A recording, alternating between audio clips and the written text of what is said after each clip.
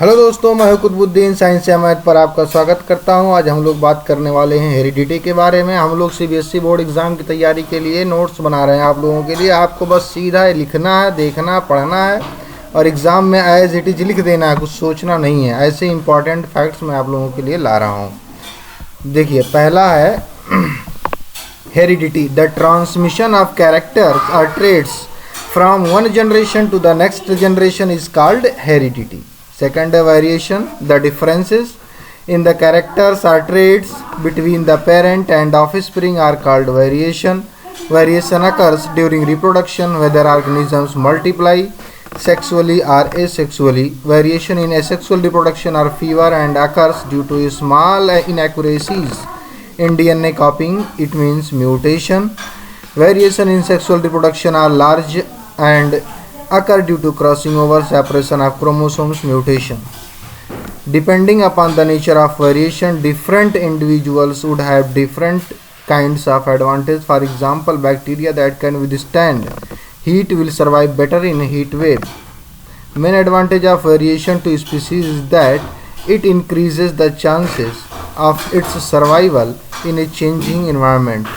Plants selected by Mendel, Pisum sativum. Pisum sativum scientific name है जिसको हम लोग गार्डन पी कहते हैं, या जो मटर घर पे बनता है। ही used the number of contrasting characters for garden pea. Contrasting character का मतलब ऐसा कैरेक्टर जो एक दूसरे को अफेक्ट करते हो।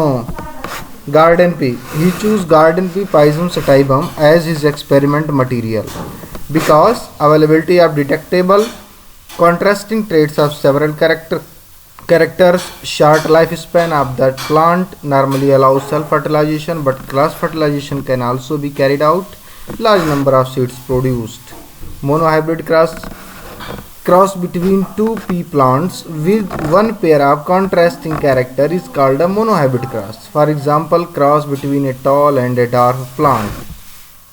मोनोहाइब्रिड क्रॉस में क्या देखिए, एक टाल प्लांट है, एक डार्क प्लांट है। तो टाल प्लांट और डार्क प्लांट में जब क्रॉसिंग ओवर कराया गया तो देखा गया कि सारे के सारे प्लांट कैसे हो गए, टाल प्लांट हो गए। तो F1 जनरेशन में सारे के सारे के प्लांट कैसे हुए, टाल प्लांट हुए, और डार्क प्लांट दिखाई नहीं दिया। इसका मतलब जो टाल प्लांट है वो डोमिनेंट कैरेक्टर है और जो शॉर्ट प्लांट है वो रिसेसिव कैरेक्टर है। लेकिन जब F2 जनरेशन में सेल्फ क्रॉस कराया गया तो देखा गया कि 3 प्लांट्स टाल हुए और एक डार्क प्लांट हुए। इसका मतलब है कि पेरेंटल से F1 जनरेशन में टाल प्लांट भले दिखाई दे रहा था, लेकिन डार्क के जो कैरेक्टर्स हुए थे वो इनहेरिट हुए थे।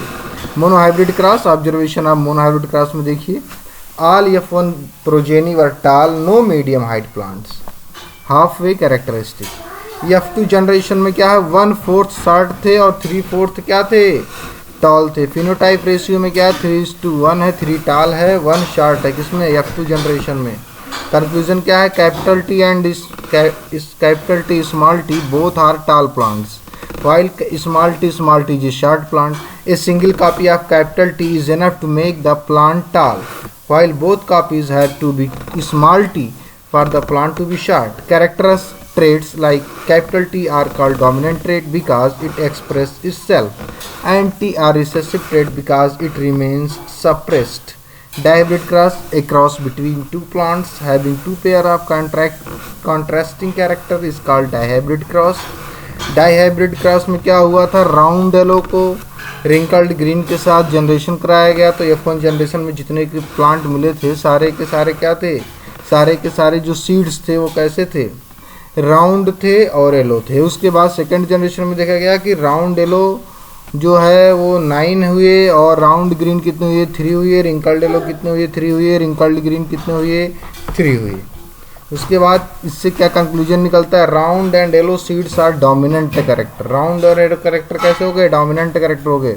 Occurrence of new phenotype combination so that gene for round and yellow seeds are inherited independently of each other. इसका मतलब हुआ कि राउंड और येलो एक साथ थे लेकिन एक साथ ट्रैवल नहीं कर रहे हैं, इनहेरिट एक साथ नहीं कर रहे हैं, यानी ये दोनों एक दूसरे से इंडिपेंडेंटली इनहेरिट कर रहे हैं। Cellular DNA is the information source for making protein in a cell.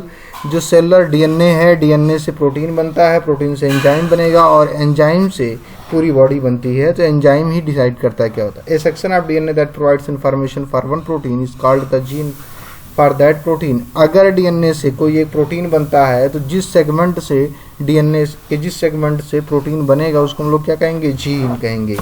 Plant height can दस depend on the amount of particular plant hormone. The amount of the plant hormone made will depend on the efficiency of process for making it. Cellular DNA information source, information मतलब genetic information source है। इससे क्या होता है, protein synthesis होती है। और protein क्या होता है, एंजाइम होता है। एंजाइम क्या होता है, वर्क एफिशिएंसी को बढ़ाता है। इससे क्या होता है, ज़्यादा से ज़्यादा हार्मोन होंगे, और जितने ज़्यादा हार्मोन होंगे प्लांट उतना ही टाल होगा। हार्मोन्स कम होंगे तो प्लांट शार्ट हो जाएगा। इसलिए gene control characteristics or traits. Determination of sex of an offspring is known as sex determination. Environmental and genetic factors are responsible for sex determination. Sex determination के लिए environmental और genetic factors दोनों हैं, लेकिन हम लोग heredity पढ़ रहे हैं इसलिए इसमें सिर्फ जेनेटिक फैक्टर देखा जा रहा है, ठीक है। Determination of sex in some animals the temperature at which the fertilised eggs are kept decide the gender. For example turtle में टेम्परेचर मेन रोल प्ले करता है, keep it in mind. In some animals like humans, gender are individually determined by a chromosome called sex chromosome। अगर capital XX है तो हम कहेंगे female है, capital XY है तो हम कहेंगे मेल है। In human beings there are 23 pair of chromosomes। 23 pairs का मतलब होता है 46 क्रोमोसोम्स हो गए। तो out of this 22 chromosomes pair are called autosomes, यानी 44 क्रोमोसोम्स क्या हो गए, ऑटोसोम्स हो गए। और जो 2 क्रोमोसोम्स बच रहे हैं वो क्या हो गए, सेक्स क्रोमोसोम्स हो गए। जो सेक्स क्रोमोसोम्स है उससे क्या होगा, इससे सेक्स डिटर्मिनेशन होता है। All children will inherit an X chromosome from their mother regardless whether they are boys or girls. Mother जो है डिसाइड नहीं करती है कि लड़का होगा या लड़की होगी। Sex of children will be determined by what they inherit from their father. लेकिन जो फादर का क्रोमोसोम है उससे डिसाइड होता है कि लड़का बेबी होगा, गर्ल होगा या बेबी होगा, ठीक है। तो इसकी रिस्पॉन्सिबिलिटी फादर की है। सेक्स डिटर्मिनेशन इन ह्यूमन, देखिए फादर है तो उसका स्पर्म में जो जीन्स पाए जाते हैं वो XY है, मदर में XX है। और उसके बाद देखिए जो प्रोजेनी है वो 50% डॉटर के बनने के चांस है और 50% सन के बनने के चांस है। ये प्रोबेबिलिटी है, गारंटी नहीं है। अगला हमारा है कि आप लोग इसको देखते रहिए, रेगुलर वॉच करिए, और उसके बाद अगर आपको यूजफुल लगे तो लोगों को बताइए ताकि वो भी अच्छे मार्क्स गेन करें। Thank you very much.